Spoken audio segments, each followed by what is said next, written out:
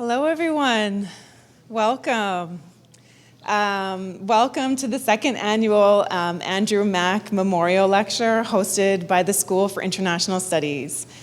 My name is Megan McKenzie, and I am the director of the School for International Studies and Simon's Chair in International Law and Human Security.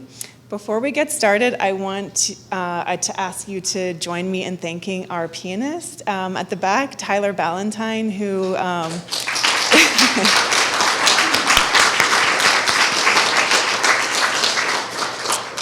Tyler is 14 years old. He's a grade 8 student and plays multiple instruments, including trumpet, and he's currently studying Royal Conservatory of Music Level 8 at Dio Piano School, where he's won several awards, including placing gold in the Steinway piano competition. So that means his next gig is at Carnegie Hall in New York. So congratulations, and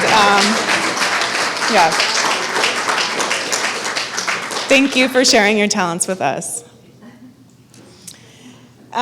This event has become one of our biggest events of the year and a flagship event for the school that kicks off our academic year. It's also a key part of my engagement activities as Simon's Chair. I'll say more about the school, about the Andrew Mack Fund, and introduce our speaker in a minute, but before I do any of that, I really want to start this event properly with respect to the fact that we're gathered on Indigenous land. So we have the distinct pleasure of having Elder Sequelia with us. Elder Sequelia is an SFU elder and a knowledge keeper from the Squamish First Nations. She currently works as an elder advisor with Indigenous and non-Indigenous provincial and federal organizations and has served as an elected member of the Squamish Chiefs and Council. And we're so delighted to have her here. Thank you, Elder.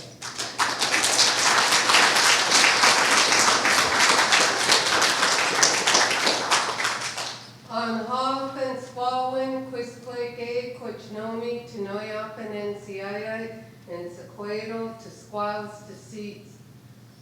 Kayachtan. Kayachtan means welcome. And then my other words were, I'm really happy to see that you all came here tonight, all of you, my friends and my family. And it's an honor to be able to be here and open up for my dear sister friend, Angela. Unfortunately, I can't stay to listen, and I've had a long day, and I'm trying to be a granny who can't handle long days. And another one tomorrow. And I say welcome because to come alive. The place of many maples is how we call this area where you're gathered right now in our Skohotmishokamilk. So I welcome you to the ancestral traditional territories of Skohotmishokamilk, Squamish Nation, and as well acknowledging my family in Tsleil-Waututh, and because we share this Burrard Inlet, and they have a name for this area too, but we always called it Come Alive. In the place of maples, because vine maple, if you take the inner bark off vine maple, it was really important to us because that's like aspirin, ASA. And so it was a medicine and a tea that was used for a lot of things, as well as other, the bark, inner bark was used in our cedar root baskets that you see the reddish colored bark, and some of it's cherry bark. So this is what this area is called here. And I welcome you tonight. And I'm just going to, I always share my grandfather, Sequalta Dominic Charlie, shared with me that we all have an inner energy. And that inner energy is connects us to Creator through the top of our head. We receive the energy into our energy, and that he said it can help you emotionally, mentally, physically, and spiritually if you believe in your own energy, and asking Creator to help you with, like little ailments. your shoulder's hurting or something, and you send your thoughts and energy there to help ease it. Can't heal serious illnesses, or you want to send prayers to each other. And I always use the example of, or your parent and your teenage children don't call on Friday night and say where they are. You send them an energy, the thought, call mom. And you send that energy, and then half an hour later the phone rings and, oh, I forgot to tell you I'm doing this, right? And on Facebook, people say, prayer warriors, send your prayers for my family, whatever it is. And all of us start sending our prayers. And I share, and to get you to relax, because when my children were young, my late son and daughter and nephew's son, we went and saw Star Wars, #4. And Obi-Wan gifted Luke his father's lightsaber, Anakin's lightsaber, and says, your father was a great Jedi Knight, you should become a Jedi Knight. And then Luke finds out he has to leave, you know the story. And they're escaping with Han and Chewie on the Millennium Falcon. And Luke says, I want to become a Jedi like my father. Can you teach me? And Obi-Wan's like, or when he meets him, says, yes, I can teach you. And what's a Jedi? Well, Jedi is a knight that protects all the people and everything. And the Jedis use the Force, an energy that connects everything in creation. The Force connects us to all the creation in the star and everything in the into universe and each other.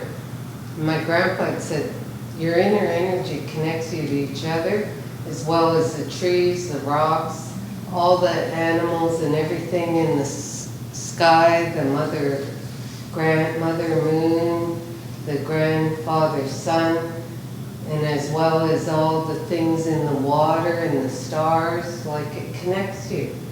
And then Obi-Wan's telling Luke this, and I'm like, that's what your great-grandpa taught me. That's our teaching. And they're like, shh, but that's our teaching here in this movie. And they were like, shh, Mom. And I was like, well, that's our teaching, and now you know it. So I was hooked, and you hear Indigenous teachings, and if you know them in all the movies. So I have Baby Grogu and Mandalorian. And my reason for sharing that story is I've done lots of talks, and the hardest thing is get people to relax before the prayer. Because you can't be like this, you can't be like this, or this. Right? So now I get you to stand. I've gotten you to laugh. Laughter is medicine, our elders say. So you have to open your hands. That's why I got you to relax. Now we're going to do Tai Chi and yoga. You have to make enough space to do downward dog. Then the warrior. I want you to do Tai Chi or yoga breathing. Open your hands at your side. Feel the energy.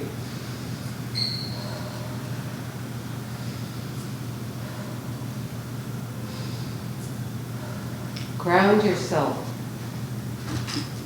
Keep your hands open. I'm going to do Sequoia, a song my ancestor lived on the island now known as Stanley Park in our ancient village of Hoi Hoi, now known as Lumberman's Arch. And this is their song that our elders fixed. Keep your hands open at your side. And if I see you, when you put your hands together or cross them, your shoulders go in, so I can see it. And I'll come down and use you for my drum. Don't be the first Kurt to ever make me do that. So open your hands, breathe while I drum and sing. Let the energy, the force flow. And pray for each other and all your family, friends, communities you're from and where you live, work, and play. And pray for our speaker and the transfer of knowledge and information. And then I'll do the song, and it's called Sequoia Slolum Ha Squal, Greeting of the Day, Sequoia's song. We called her Aunt Sally. That's the only name she had because she was Sequoia. And I carry that name and share it with my daughter. And they fixed this song to share with everyone, so it's a healing, calming song.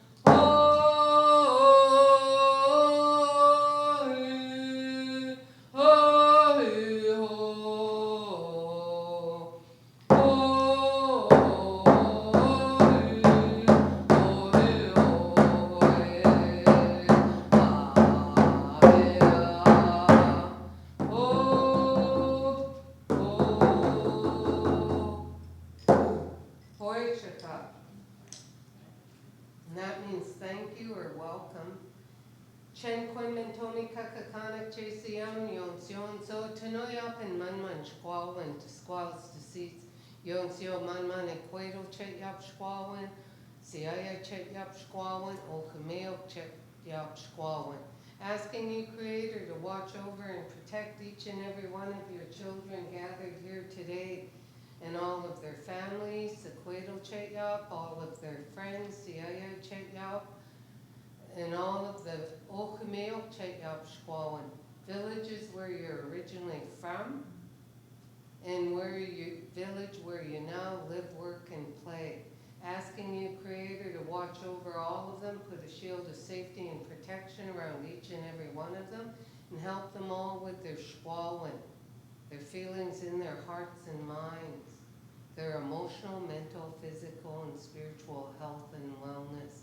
Asking you, Creator, to come down and help our friend Angela with the snachum, the words she's going to speak and the words you listen to, that it's with winoxus, respect, take into your heart what's meant for you, set aside what you don't need tonight to bring back another day when you do need it. And to be able to have that transfer of knowledge, information, and sharing of experiences and everything that we have in this life to be able to be done with winoxus. Asking you, Creator, to let tonight be a yet one halt sates off, an excellent work tonight. And asking you, Creator, see everyone safely home at the end of the night. Tamak Wasi Snakesham, those are my words. Chen Kuen Mentomia. I'm grateful and thankful to all of you for allowing me to share a part of your gathering tonight. So, Wachayapyo, you all take care. Oh, you did. I was like looking for stairs. Thank you.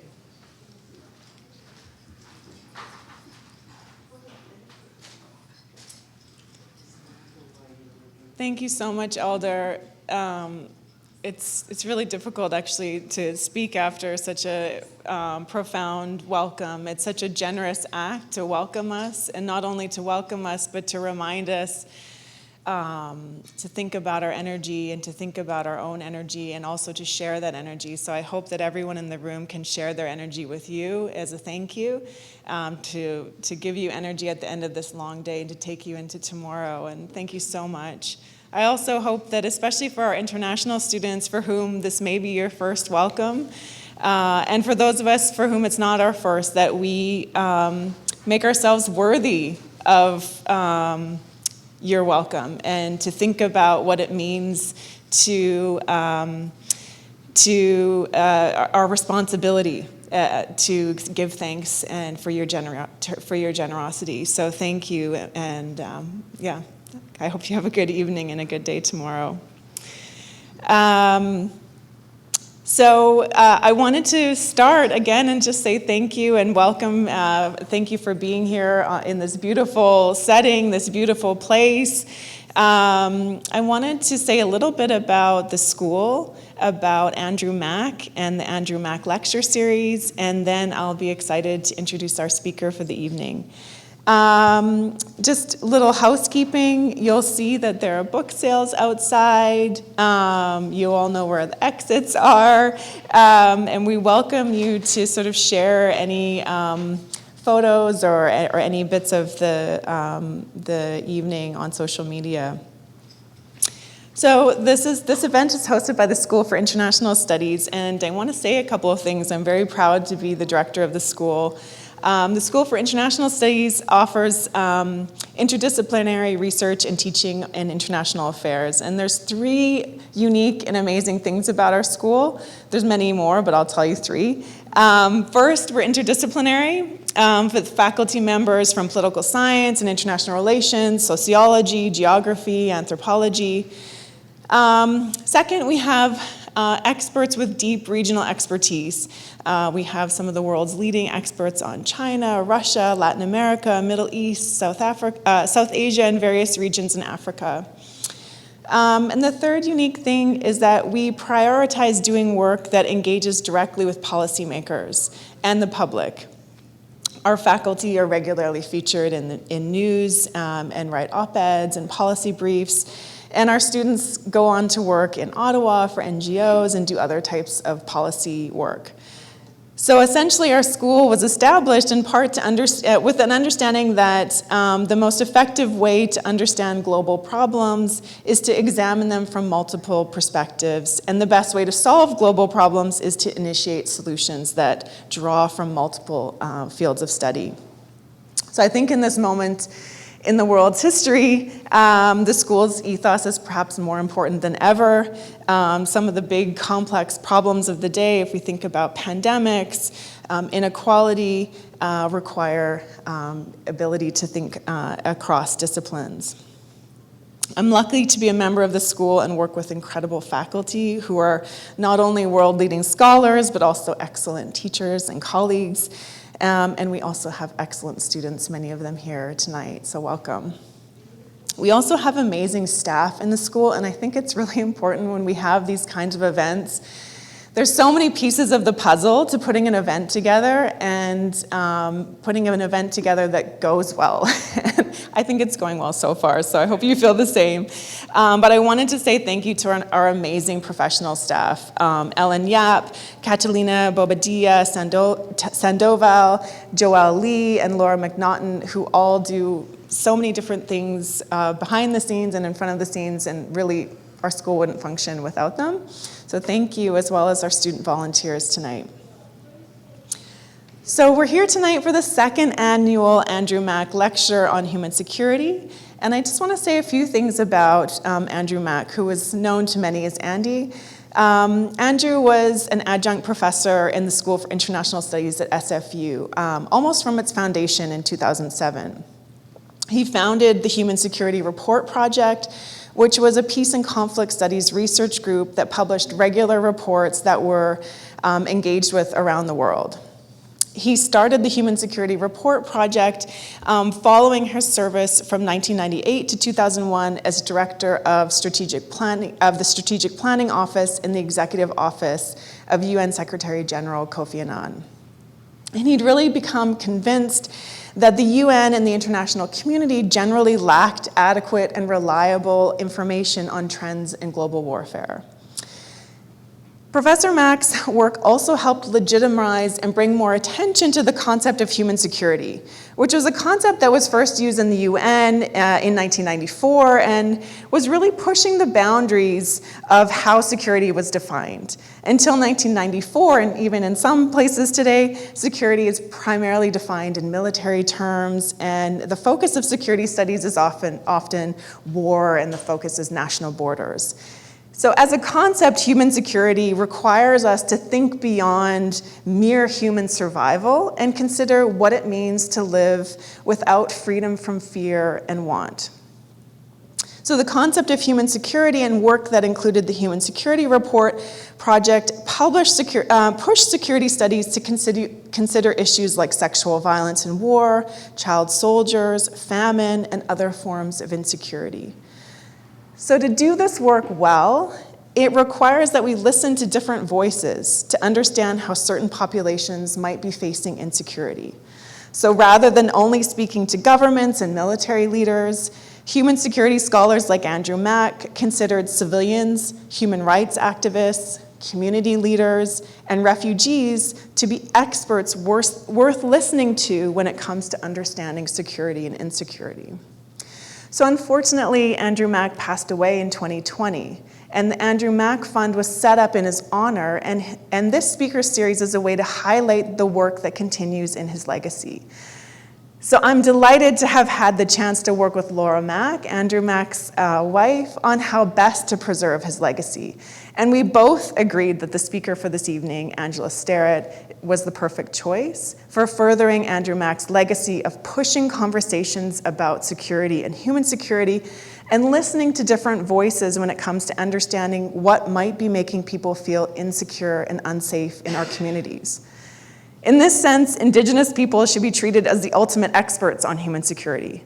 Indigenous communities have faced generations of harm by settlers and navigated and survived disease, land theft, environmental destruction, residential schools, and continue to find ways to protect their communities, retain culture, all the while teaching settlers about everything from land stewardship and care for the environment to health and healing, like we had with Elder Sequelia tonight, teaching us about our own healing and reminding us to be grounded. So this brings us to our speaker for the evening. Angela Sterritt is an award-winning investigative journalist and national best-selling author from the Gittimax community within the Gitxsan Nation on her dad's side and from Belle Island, Newfoundland on her maternal side. She's worked in television, radio, and digital journalism for more than a decade.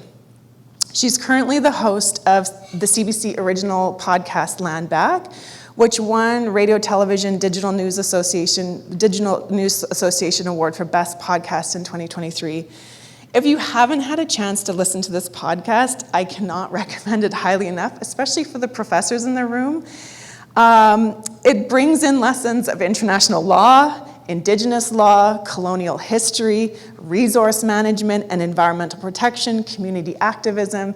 It is such a generous act of knowledge sharing and an accessible way for I think, a wide audience. Her book, Unbroken, which is out for sale outside, is part memoir and part investigation into the murders and disappearance of Indigenous women. It became a national instant bestseller when it was released in May 2023. And again, I think I said to her just earlier, her book could and should be treated as a security studies textbook. It weaves together her own personal journey through her youth and young adulthood alongside broader national and international trends of Indigenous women being harmed and killed across Canada, particularly in Vancouver's East Side, where we are today. It's also a story of what happens when we don't listen to women who are trying to advocate for their own safety and security and the security of their community. Sterritt's book also highlights systemic and ongoing racism in Canada. She links colonial violence to what's going on today in this community, in this neighborhood, in this province, in this country. And finally, Sterritt's book shows the beauty, power, and resilience of Indigenous communities. It's a survival story and a testament to the ways that Indigenous peoples, often led by amazing, powerful women, have navigated colonial violence and insecurity, and not just resisted, but continued to fight for their land back, draw from and build their strong cultures, and teach settlers how to live peacefully and with respect for one another. I wanted to note that she, just this week, was nominated for another award. She's been nominated for a number of awards and won several awards, but most recently this week nominated for the Hillary Weston Writers' Trust Prize, which is an award for the top Canadian nonfiction. She's won awards for a number of her reporting, including her coverage of an Indigenous man and his then 12-year-old granddaughter who were arrested while trying to open a bank account at BMO. In 2020, Sterritt was named Vancouver Magazine's Power 50 list of the city's top 50 most influential people. And in an interview, she explained how part of the goal of her podcast was to take people beyond sort of Indigenous Studies 101. And I really think that comes through in her podcast, in her speaking, in her book, to go deeper into questions about what reconciliation means, to help shed knowledge, to share knowledge in a way that's accessible to everyone. This is a really generous thing to do, and it takes a lot of energy. And so I'm so pleased to have her here, and I honestly could go on, and I had to really edit this intro several times, so sorry if that was a little too long, but I really wanted to give you a sense of why it's so wonderful to have Angela here and to set the stage for how grateful we are for you being here. So welcome, Angela.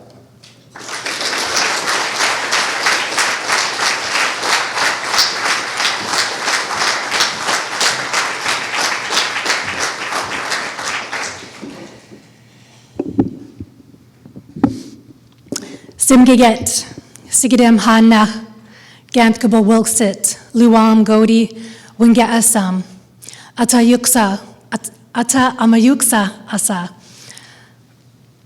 Angela Sterritt, Luwagi Azumbist, Wea, Walter Sterritt, Ya'a, Giksan, Lakyip. I just said it's an honor to be here in front of all you honored guests and the organizers. Thank you so much for having me this evening. And also to share that it's an honor and privilege to be here, to be living, to be playing, to be profiting off stolen Squamish, Musqueam, and Tsleil-Waututh territories. I wanted to share a little bit of a story before I start. I just have to, I'm a tiny bit taller just because of my heels. I do this because of self-location, so I think it's really important for us as Canadians to self-locate and also state from the beginning as well to say that I'm part white on my mom's side and part white on my dad's side. And I think as white Canadians, we often forget to self-locate and to recognize our power and privilege, but also to investigate where we're from and how we came here, how our ancestors came here and conducted themselves and behaved in such ways.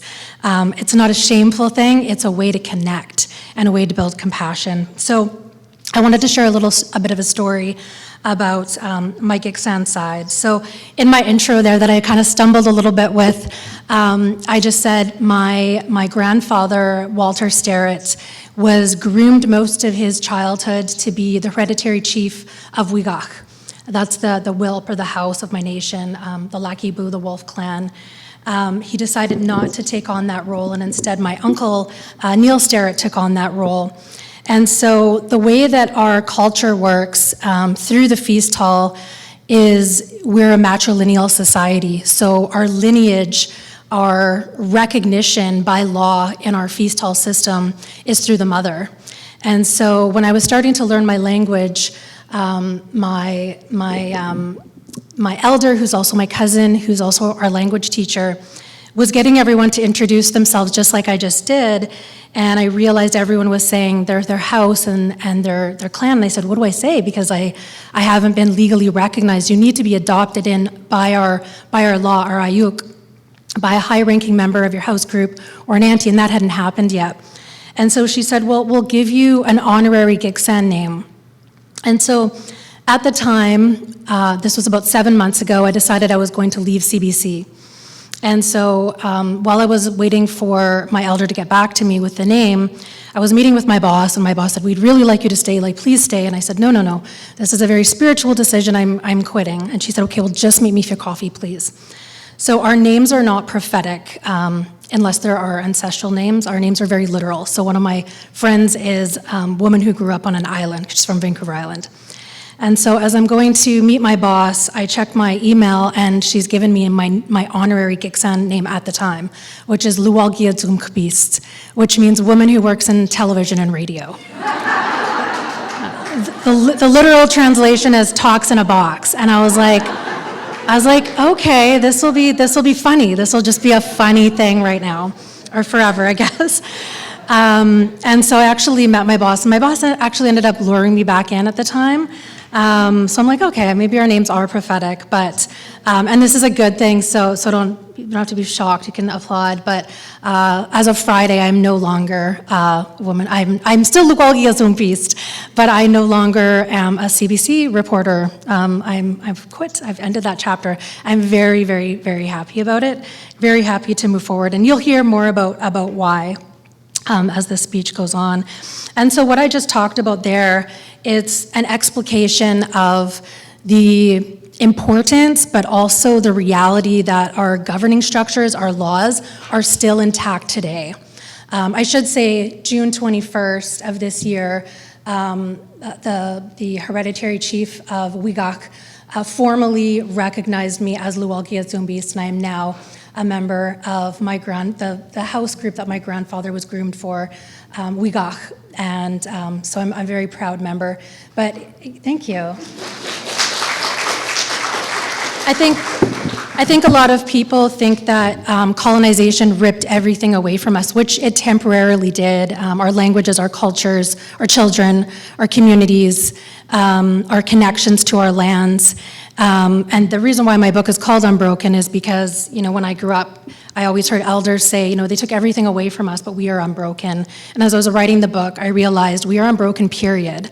All of those things that colonization and colonial violence attempted to eradicate, we are reclaiming just as Aqualia showed us. That was actually so powerful, and I wanted to just give my utmost respect and praise for her for bringing us in that way. But she is proof, I am proof, that our cultures, our laws, our ayuk, our lands, our lakyep, are still alive today and are still transformative today.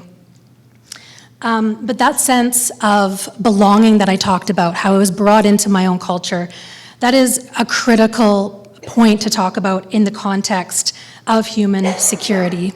And so today I want to talk about what human security means for women, girls, and Two-Spirit people in Canada. And I also want to just give a bit of a trigger warning. A lot of this talk will touch on very serious topics like murder and suicide and missing and murdered Indigenous women and girls. And if people are feeling comfortable or triggered, I will not be upset if you leave. Also, if you're bored, I also won't be upset. You can also leave if you're bored. Sorry. So how can we build the capacity to build a home, a community, and a country that we love and that is safe for all? So today I want to take you through a bit of a journey through a lens of lived experience, through a lens of hard data that I've collected as an investigative journalist who has advocated for the truth to be spoken. I've been very outspoken about that need for the truth to be heard in Canada, and as someone who still has hope for change. Because we desperately need change in this country, right? It's a very polarized time right now. We desperately need things to change. We surely need stories about Indigenous people, about Indigenous women and girls to shift. And we absolutely need to speak up. No more silence. As it's been articulated over and over again, especially in the context of Canada, silence equals violence. Because the colonial hangover of systemic anti-Indigenous female violence means that Indigenous women and girls live in fear that each day we or our family members leave the house, we might not come home alive. Indigenous women are more likely to die prematurely or to experience violence than any other race in Canada. While making up only 4% of the female population in Canada, women and girls in Canada made up almost 25% of all female homicides in Canada. Indigenous women are 12 times as likely to be murdered or go missing as any other women in Canada, and 16 times as likely to be murdered as white women. Indigenous women are about 7 times as likely to be killed by serial killers. So what do these statistics tell us? What do they mean? I was recently interviewed by the CBC about a report that CBC came out with earlier this year, about the National Inquiry into Missing and Murdered Indigenous Women and Girls calls to justice. There were 231 of them. I'm going to ask you to put your thinking caps on just for 1 second. I swear I only ask one question, maybe 2 or 3, but out of those 231 recommendations that were called for, calls to justice that were called for in 2019, how many do you think were completed as of 2023? So jaded, this group. I love it. Two were fulfilled. And so the person interviewing me said, well, what does that mean to you? And I said, well, it sends a pretty strong message to us as Indigenous women and girls, doesn't it, that we don't matter. What's interesting about those numbers and also other numbers, so the calls to action from the Truth and Reconciliation Commission, a lot have been fulfilled. People are doing amazing work. Some of them are really easy, though. Some of them are just land acknowledgements. Some of them are really difficult, calling on the federal government to be accountable when it comes to residential schools. But when it comes to missing and murdered Indigenous women and girls, or violence against women and girls, very few are fulfilled or completed. And that goes with the In Plain Sight report into racism into the hospital. Very few of those recommendations have been taken in as well. The reason why I'm so passionate about this issue is threefold. For one, as I'll get into shortly, I'm a survivor of violence, I'm a survivor of abuse, and I'm also a survivor of the institution of media. I want to talk about 2 stories that have made me really question why and how it is that we're in this situation, why women and girls are in such a vulnerable position in our society. And thinking about, when I went to the United Nations in 2006, and a lot of the international experts, I went there with Cindy Blackstock, and I went there specifically to talk about the Highway of Tears. And people said, well, I thought this was the paradisimo of the world. I thought you had the best human rights track record in the world. And a guy from South Africa came up to me and he said, after I've heard you talk about Canada, I feel like the man with no shoes who's met the man with no feet. That's how bad the reality is here, but it's been hidden from us. And so one of the stories that I talked about in my book was that of Ramona Wilson. Another person that I talked about was Tina Fontaine, and so I want to talk to you about these 2 women whose cases have inspired me and have also really illuminated the tragedy and the crisis of missing and murdered Indigenous women and girls in this country. So Ramona Wilson went missing in June of 1994. Her remains were found in 1995. And she was just like me. She was I'm not 16, she was 16 then. She was from Gitnamax, the same as me, but she was living away from home. And she was hitchhiking to a graduation dance, a graduation celebration, something every teenager should have the privilege to attend. I recently had, maybe not recently, this is about 2 years ago, a fellow called into a CBC show that I was hosting called BC Today. And he called in, my producer didn't put the call through, but he said, why is it that there's all these Native women going missing? Why isn't it blonde cheerleaders? He didn't get through on the line, but I thought it was an interesting question. For one, white women have gone missing along the highway, but for 2, I thought it sets up a perfect way to analyze the way that colonial violence has created a system of unsafety for Indigenous women and girls. So Ramona Wilson was, just like me, my family, from a 700 stretch of highway called the Highway of Tears. It runs from Prince Rupert to Prince George. Along that highway are several Indigenous nations, Tsimshian, Gitxsan, Nishka. Some are 70 kilometers off the highway, some are 10, but most of the communities, the reserves, are far away. And the colonials set this up on purpose. It's a system of apartheid that they created to make way for white settlers to come, to thrive off the land. The white settlers were thriving off abundant land, while Indigenous people were put on lands that were unfertile lands. You couldn't grow food there. Later on, the colonials used the reserves as toxic dump sites. And also at the same time, through Canadian law, we were unable to practice our traditional economies. We were not allowed to hunt. We were not allowed to fish. We would go to jail for hunting or fishing. We weren't allowed to practice our feast hall systems. We could go to jail. In my grandfather's case, he wasn't allowed to speak his language or identify with his WILPA members. And at the same time, if you wanted to fight that system, that oppression against you, if you were to group up in 3 people or more to fight the government, you would also go to jail. So these are the systems that were put in place to oppress our systems, and women were at the most vulnerable states of that because women were the backbone of our communities, the land knowledge keepers. And so when you think about the ways that this highway that goes through many Indigenous communities, and you think about the way that the settlers were thriving off the land, thriving off Indigenous lands, thriving off the convenience of the cities that they created on Indigenous lands, and the ways that Indigenous people were basically pushed into legislated poverty, you can see how is a mother supposed to go into town without money to get milk for her baby, to get food for her family, when all of these systems of law, of governance, of sustenance are completely outlawed. So I would have told this man, if he got in through the line, all of these things. Women have been forced to hitchhike on these lands. And I'm going to ask you another question.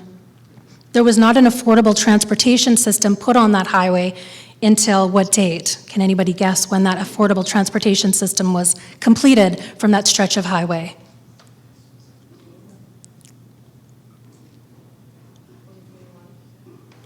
It's close. So it wasn't until 2019. Indigenous women were going missing and murdered. I believe I heard one of the cases that's not in my book from the 40s. But Ramona Wilson, in the same year that she went missing, 3 other Indigenous girls went missing. There wasn't a cell service in the area until 2021. And Gladys Raddick, who's an incredible leader when it comes to missing and murdered Indigenous women and girls, said, I don't know if it was for us. I think it might be for Coastal GasLink, which also started operating in that area around that time. One of the things that really struck me about Ramona Wilson is how much I related to her. She was a poet. She was the responsible one in her friend group. She had a job at a restaurant part-time. She was going in to be a community counselor that summer. She loved spirituality. She loved her family. She was very close to her family. That was unlike me, and in many ways, people may say her only risk was being Indigenous. One of the other things that struck me about her story was the way that the media, the public, and the police stereotyped her family. That was something that Brenda Wilson, her sister, said to me over and over again, was that we were stereotyped as Indigenous people, that her sister was transient, her sister was irresponsible, her sister had just left town, whereas the family members who she was close to had all the answers. They knew this was not like her.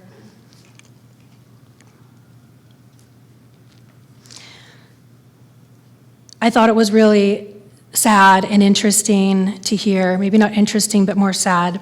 When I spoke for my book tour in Prince George, a lot of my family members still live there, and Brenda Wilson was there, and I was speaking about her sister, and there's a chapter in my book called She Could Have Been Me. And she stood up and she said, I'm hearing you say, she could have been me, and I'm looking at you, a successful journalist, someone whose writing has brought her to such beautiful areas across the nation. And I think about my sister, and I think she could have been you. and it kind of broke my heart. The other person that I want to talk about that I think really explicates the broken systems that colonial violence has created is Tina Fontaine. She was also like me. She was in and out of the child welfare system. She was a street kid. She had a lot going on in her life. She was murdered in 2014. She was found in a body bag in the Red River. And one of the things that really struck me about her was that when she passed away, it really propelled the nation to care about missing and murdered Indigenous women and girls and to pay attention. For me, it was one of the moments where it was like we might get a national inquiry. That was something that Indigenous women, leaders, family members had been fighting for so long. And I felt like that was a moment where people were waking up. This tiny 14-year-old girl was found in a body bag. What is going on? There were murals of her all over the city in Winnipeg when I lived there. People were speaking her name. People were talking about her and her death. And I couldn't help to think this young girl had been in the school system. She'd been in the foster care system. She'd been in hotels that the child welfare system placed her in. She'd been on the street. People saw her. People saw her in the schools. Teachers saw her. Students saw her. People saw her on the street. People saw her in the justice, in the victims' services. People saw her. And where were those murals? Where were those celebrations of her in her life? And that is what I constantly ask myself. Where is the celebration of Indigenous women and girls in our lives? When are we going to uphold us in our lives, not just our deaths? In many ways, I am very lucky. I am lucky to be here, given this hard statistics stacked against us. From a baby to a toddler to a child to a teen, I stared down a barrel of betrayal. But mostly, I grew up feeling really confused. You see, all around me, I saw beautiful, wise, powerful Indigenous leaders, elders, hereditary chiefs, matriarchs. At the time, in the late 90s, my uncles were fighting one of the largest Aboriginal rights and title cases of the time, the Delgamuukw. It's still talked about today in legal cases for Aboriginal rights and title. At the time, we were fighting for our land back, and we won in part, and I'll get to that. It was a case that showcased our culture. There's pictures of my uncles in full regalia, in our amhalites, our headdresses, holding legal texts. My dad would say, your uncles are warriors. They know the white man's laws and the white man's courts inside out, and they're gonna win. And we did. And what's interesting about that case is we didn't win the land, but what we did win is we won the right to have Indigenous laws recognized in court alongside, in parallel, in tandem with common law, with the colonial laws. Is that being honored today? That's a question to ask yourself. So as I saw all my elders and my leaders all around me, I thought, I'm gonna turn on the TV. I'm gonna be so excited to see our people proudly fighting for their rights on TV. But all I saw were stereotypes. I saw those greedy natives. What do they want more now? Those violent warriors, now what are they doing? They're blocking railways. They're lazy. And it was then that I realized how we are depicted in magazines, in schools, in books, in institutions, just wasn't true. And the more I looked, the more I realized how skewed the truth is in this country. And what does truth have to do with human security? It means the way that we are seen, the stories we are told about us, maintain the narratives shared about us. Canada's colonial policies, rooted in international laws like the doctrine of discovery, in terra nullius, ushered in the idea that we were not human. So when we're talking about human security, at many points in our history, we haven't even been part one of that phrase, human. And embedded in those norms that justified removing Indigenous people from our lands, our connections to each other, and from our governing structures. It meant that we temporarily had the inability to enact our own laws to protect our people, to protect our children, to protect our lands.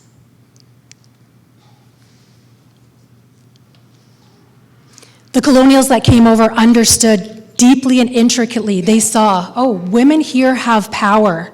Women here, like I just said, are the backbone of their communities. They carry the knowledge, they carry the children, they carry the words and the governing structures, they carry the ayuk, the laws.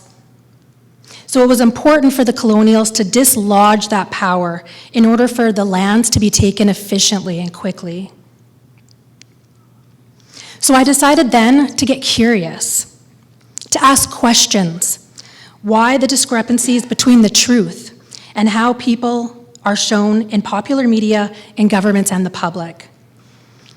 I wanted to push to tell the world that Indigenous people are powerful, knowledgeable, loving, kind, determined, with sophisticated governing structures. Only at the same time, I realized my voice was being taken away. I was being abused in the home. I was being bullied in school. And the more I tried to speak up about it, the more I was silenced. No one believed me. People told me to just get over it. Don't talk about it. When I left a note on the stairs of my dad's house, instead of getting me help, it wasn't necessarily a suicide note, it was more just, I don't want to live anymore, things that teenagers talk about all the time. It's a dark time, it was a hard time, it was a very difficult time. Instead of getting me help, professional help, he told me to go through the phone book and call social services or pack a sleeping bag and get out of the house. I was barely 14. It was then that my life became a succession of group homes, foster homes, bridges, street life, and that became my norm. Aside from abandonment, the most powerful thought I had was why? Why would an adult treat a child this way? And now that I'm older, I understand what I couldn't then. That it was not just the impact of colonial violence, but it was the normalization of child abuse, the forced dislocation and disconnection of lands, family, and community. But it was also how patriarchy situated men in our communities as emotionless and incompassionate. Something community members of our communities deeply care about today. But there I was, boiling over in rage, left on the street, becoming the stereotype I fought so hard against. And then I decided to actually end it all. I was in a group home, and I'd left a suicide note out in the living room. And I was in the bathroom. I could hear the group home dad, Tom Littlewood, come in, shuffling the paper that I'd left. And I was screaming at him, F off, go away. I'm gonna do this, it doesn't matter what you say. And I thought he was gonna knock on the door and say, you matter, we love you, you have so much to live for. He didn't say any of those things. As he held the note in his hand, he said, hey, you're an amazing writer. And it shifted everything I thought about myself.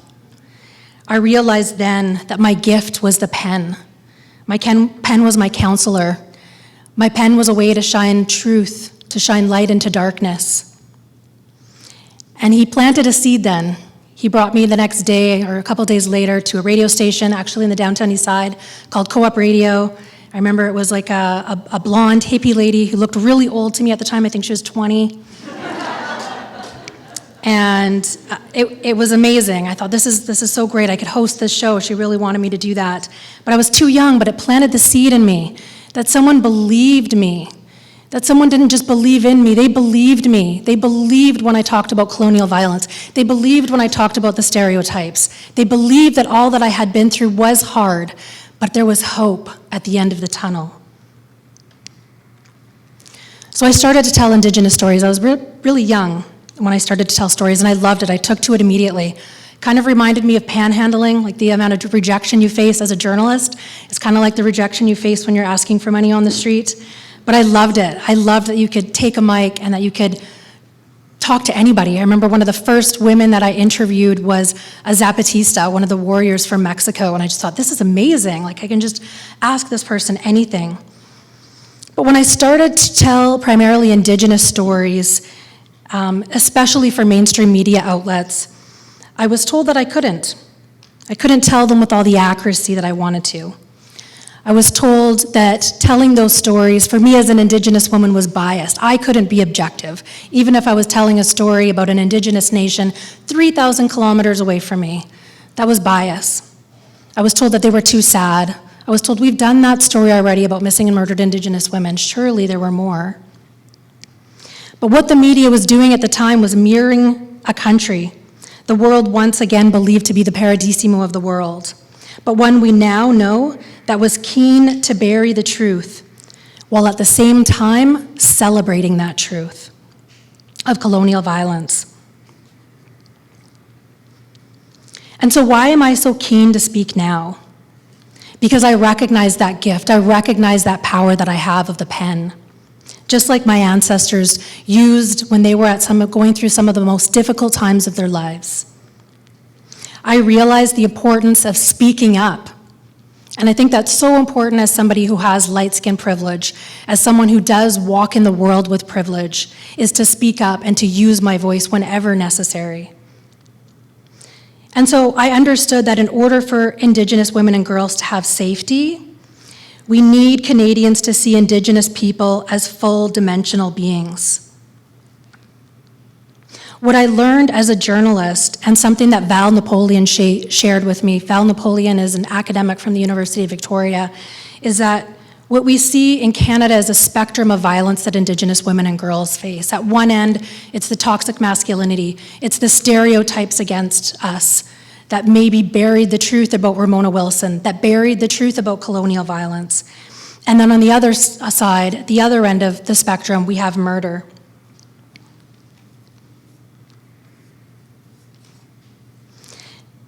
She says the way that we will address that spectrum of violence is by doing something that I talked about at the beginning of this talk, and that's upholding the laws of Indigenous people in this country. Upholding our governing structures, our Gitxsan governing structures. When I was doing a story about a grandfather who was handcuffed while trying to open a bank account with his 12-year-old granddaughter, they were trying to open up a bank account and the teller was suspicious because of the money that they had in their account. They didn't think the people in front of them matched the money in their account. They also didn't understand what an Indian status card was. An Indian status card, by the way, is a card that I'm under, and by law, I am not Canadian. I have a Canadian passport, but by law, I am Indian. We're the only country in the world that still has race-based policy that we continue to live under today, under the Indian Act. So Maxwell Johnson and his granddaughter were handcuffed in front of a bank. The Vancouver Police Department handcuffed them on a busy Vancouver street.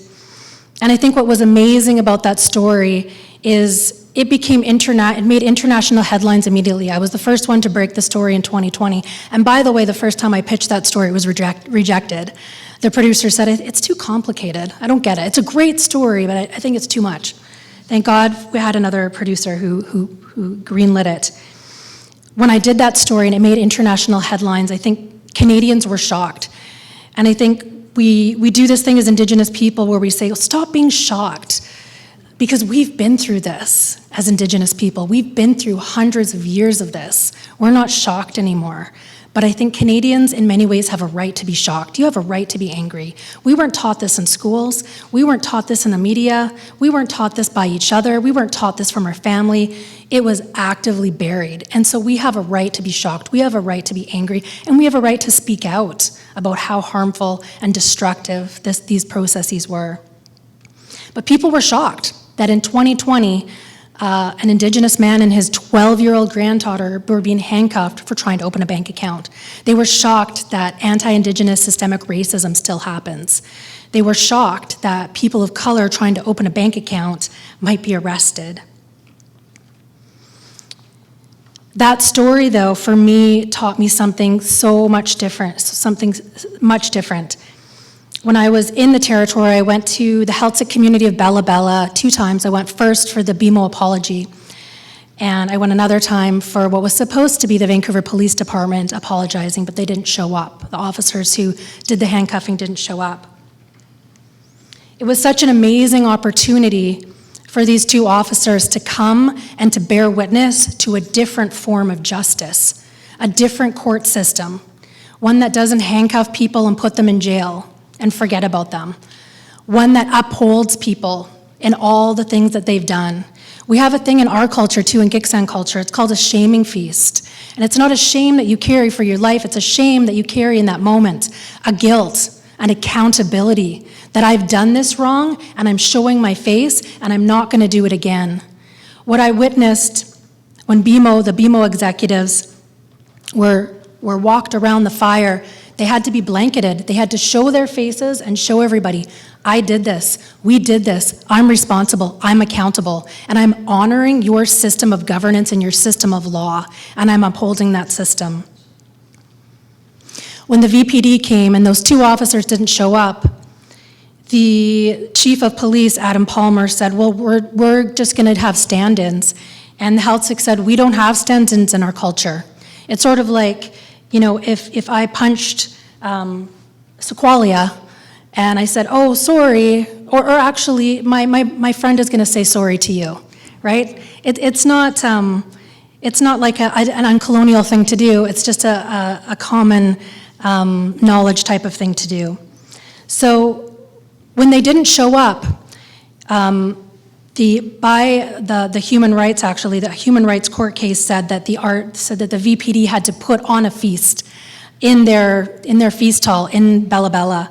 And so one of the things that we do in our cultures is gift giving. And that was all part of what was gonna happen that night. That was the business that was gonna be conducted. And those 2 officers didn't show up. And so one of the hereditary chiefs stood up and he actually condemned Adam Palmer for saying multiple times in the media that systemic racism didn't exist when the officers handcuffed Maxwell Johnson and his granddaughter because the officers were diverse themselves. That's what he said multiple times. And so it was such an opportunity for the public, but for the VPD to witness a new way, and they were so resistant to it. One of the things that I thought was interesting too was the way that the media saw the big house. So the big house has a huge house front. It's very much so like Giksan culture. We have house fronts that are crests that represent lineages, that represent histories. And inside the big house are totem poles, same thing, representing histories and stories and trajectories. And there was a fire in the center and people bearing witness.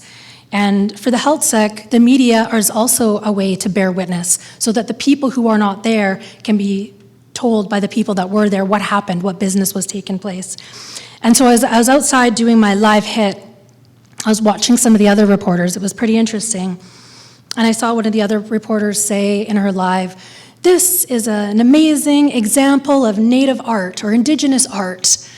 And I just thought, wow, that is like respectful coverage, but really missing the point what this structure, what this institution represents, which is, again, their court system, their governing structure. A woman got up there and she was upset. People were very upset that these 2 officers didn't come. And she said, you are here and you were in our court and you are to abide by our laws. If these 2 officers didn't show up to their court date in your court of law, they'd be going to jail. And so by their law, they had to shut that part of the ceremony down. I believe the officers are still trying to go back as long as media aren't invited, which is another important piece to think about in terms of truth and how the truth is buried. Because media, as harmful as it's been in many ways, it does shine a light into darkness and it does uphold the truth, especially when you have people telling the accurate truth. So that system of law that I was just talking about in the Healthsick territory is very similar to Giksan laws, our laws that protect our land, and that we continue to fight. Our people are very strong when it comes to protecting our land. I did a podcast called Land Back, and one of my elders, Ardith Wilson Dimdigibu, said, it's not land back, it's get back. Get off our land, leave us alone, let us be. Let us build our laws and continue our ways in our own way. Keep your laws off of our land. And then I believe that people, Indigenous people, once we uphold those systems of laws, once we start speaking out, we will see Indigenous people blazing forward a new form of justice, a new form of governance, a new form of human security. I wanted to make a note too about people often ask me, well, what should I do? Who should I give my money to? How can I help? I thought about this a lot since I've left CBC because I want to support and uplift safety for Indigenous women and girls. And I thought, well, who are the people who are doing the investigations? Who are the people doing the searching? Who are the ones who are getting the word out? Who are being the media, who are being the police, who are being the search and rescue? It's the family members of missing and murdered Indigenous women and girls, the daughters, the aunties, the grandmothers, the sisters, the brothers, the grandfathers, the cousins. Throughout all of my reporting on this and throughout my life, growing up on the street, being a journalist, the people who've been shining a light on this issue the most out of anyone in the world, including myself, is the family members. And if people ever want to give money, that is who you should give your money to.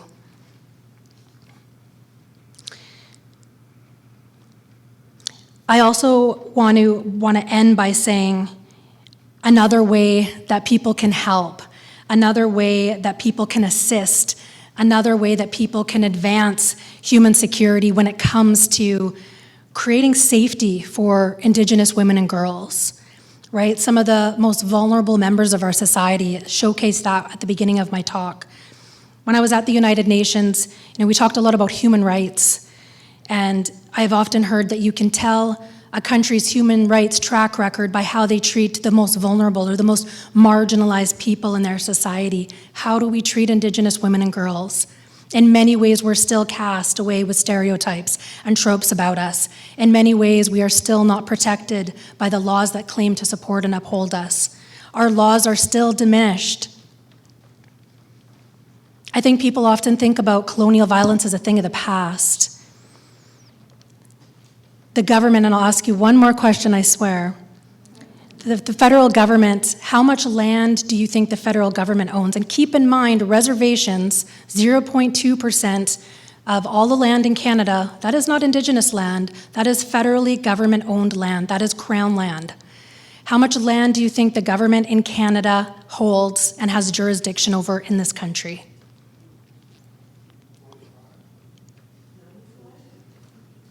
The jaded crew, I love it. That's closer. I think when I did my research for BC and Crowns and BC land, it was 78%. I think in Canada, it's 92%. And that remainder, so in BC, it's not 11% because the 11% is privately owned lands. And so Indigenous people, like my people, have gone to court and won over 250 court cases. And who is going to court to get access and to fight over those lands? That 78%, that 92%, it's the federal government, right? And so we are still in a process of colonization today. We are still in a state where our lands are still at threat of dispossession. And so I want to implore you to uphold Indigenous laws and governing structures, implore you to speak the truth. But I also want to implore you to dismantle the systems that our white ancestors have created.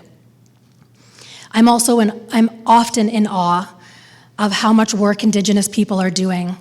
I sat once at a presentation for Indigenous people fighting for the conditions of Indigenous people in prison, or to address the overrepresentation of Indigenous people in prison. And it was all Indigenous people. Every single one of those people trying to fight for changes in that system that was not created by them was Indigenous, and that's amazing. I am in awe. But I wondered, where were the people whose ancestors created these systems? We need to dismantle these systems as white people. I'm speaking on my white side, on my mom's side now. If we want safety for Indigenous women and girls, then we have to continue to uphold our Indigenous systems of governance on my Indigenous side, and we need to work to dismantle those systems that we created. And it begins by speaking the truth. It begins by upholding those systems, but it begins with you, by using the gifts that you have. We all have gifts. When I walk away from this presentation, there'll be one person who learned.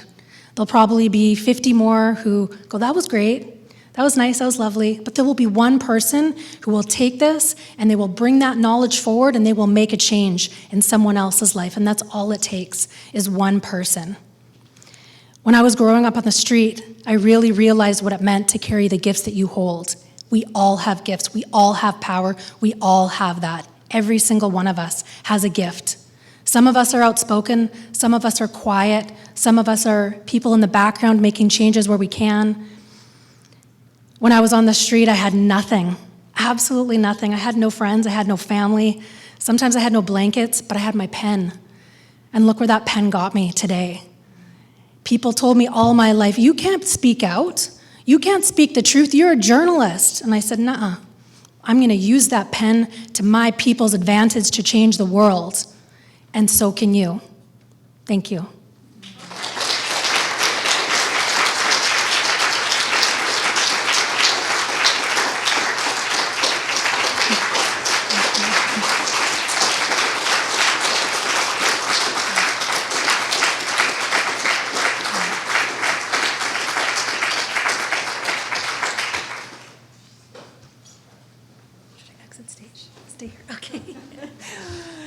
Oh my goodness, I wish I'd asked somebody else to come up and say thank you.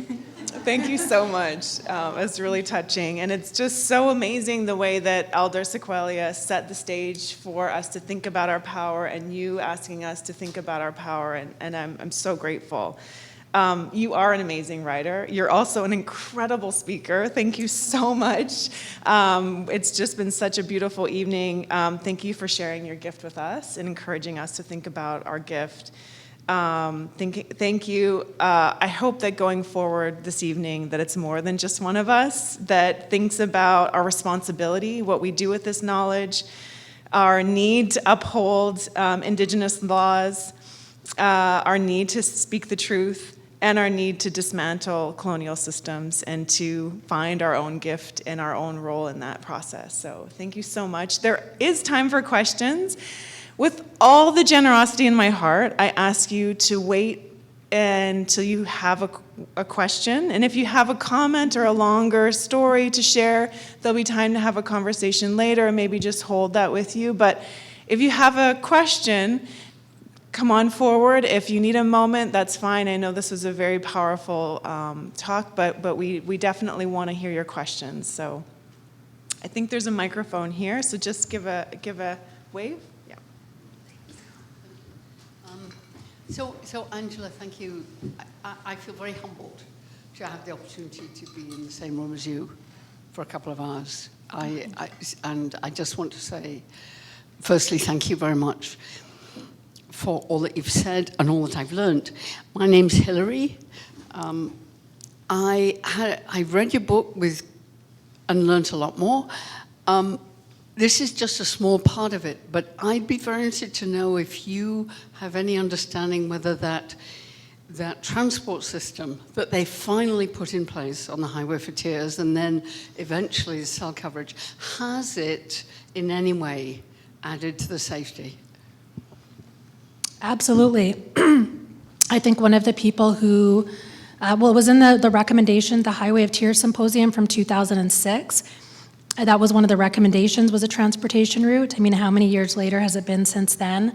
But one of the people who was, I think, on a lot of those committees was Brenda Wilson, Ramona Wilson's sister. And so, I mean, I don't have statistics or data around that, but I will say, women and girls are still going missing from that area. But I absolutely know that it's facilitated some semblance of safety, 100%.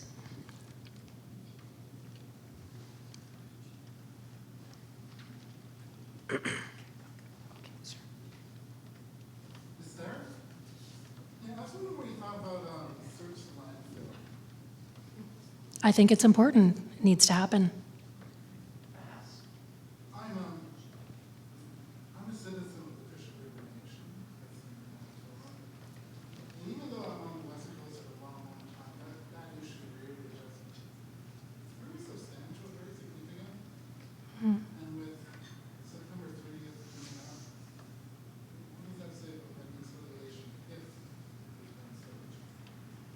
Yeah, I mean, I think that's what my, no, it's okay. I mean, I think that's what my whole talk was just about. But thank you for the question. I think, yeah, people need to pay attention to that issue. I think it's an important one, and I think the landfill has to be searched. I think it's terrible. I think it's horrendous that there's no resources to do that, and it's more about protecting safety of officers. Like, it's a tragedy. It's a good question. It also plays into your Indigenous women being subversive, speaking out, and let's upset the apple cart. Mm-hmm. And that's what I'm seeing with social life. It's, we are not going to be quiet about this. Mm-hmm. Keep speaking. We are going to have action one way or the other. Yeah. Hi, Angela. Thank you very much. It was an amazing talk. Would you mind talking a bit about your experience with the media and what led you to leave CBC, if that's not too personal? Are you a journalist? I mean, I think if people have ever watched my Twitter feed, they might have an inclination or about it. But I mean, there's a couple of things. For one, it's very taxing. I think not just as an Indigenous woman, but as a person of color. There was a group of us, Black, Indigenous, people of color, who were just fighting so hard just to be treated like everyone else. The sense of belonging that I had in there, that other journalists have. I told a story at one of the book events that I was at, which is, it's just a kind of a small glimpse into what it's like to be an Indigenous journalist on a smaller scale, because everything doesn't have to be like outright racism, right? It's often that sense of belonging that you're constantly told you don't belong. And so you're sitting in a story meeting, and this is not just CBC, it's media all across the board, mainstream media in particular. And you're sitting in a room and you're the only Indigenous person. There's probably 12 white people, maybe one or two other people of color. And all the white people are going, the top story today is my daughter can't get in swimming lessons with my other daughter. And I'm like, what? Do we live in the same world? And I'm like my community's like struggling with clean drinking water. And they're just like, yeah, but no one's talking about that, right? That's not the top story, right? And then I think, people often ask me, how did media change? And I think one of the most powerful things that helped it to change was metrics on our story that saw what the public was interested in. My Maxwell Johnson story had millions of hits. And so stories like that, and then I'd go on Twitter and say, do people think clean drinking water on reserves is important? And it would have like 15,000 comments and likes, right? And then the journalist looking at it and going, oh, maybe this is important to our public, right? So it's this constant message that you don't belong here. And people are like, when was this? This was 2 days before I left last week, being told, like, you can't tell the story this way. This is the way we're gonna tell it, from a white male producer, and me saying, no, this is about racism in the healthcare system, about people dying, and it's not some radical subversive thing. It's just telling the truth. That's it.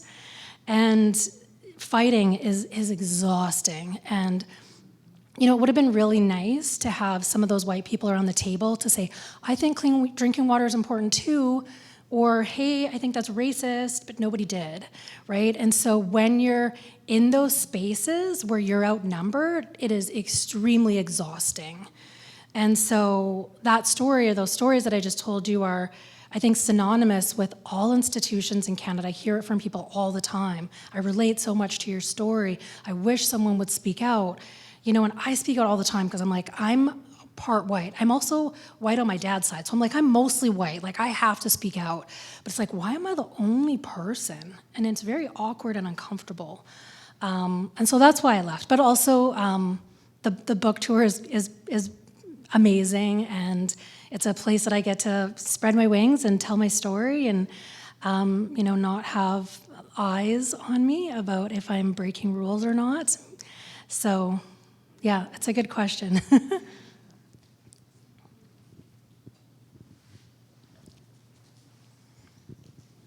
Thank you for sharing your knowledge and experience. I'm Shiraz, I'm from Tanzania, and I promote and work with grandparents and grandchildren friendship, and I've created Grandparents Film Festival.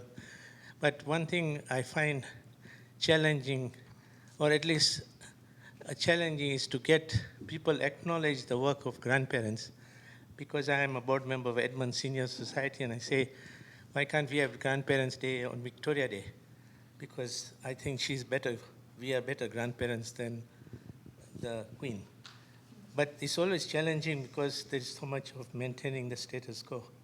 So, and also I try to organize a National Indigenous Day lunch on June 21st.